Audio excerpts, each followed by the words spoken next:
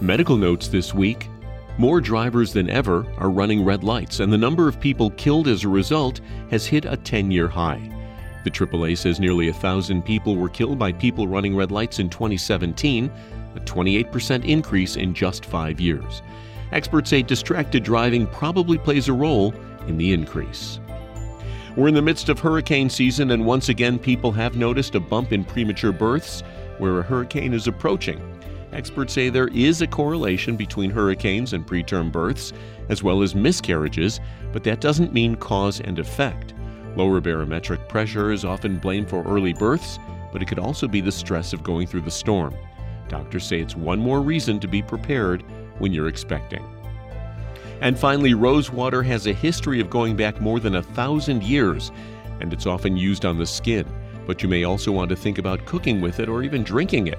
A study in the Journal of Agricultural and Food Chemistry finds that distilled rose water has a strong ability to fight free radicals in the body, with antioxidants such as flavonoids and anthocyanins. Researchers say it's also a good anti-inflammatory compound. And that's Medical Notes this week.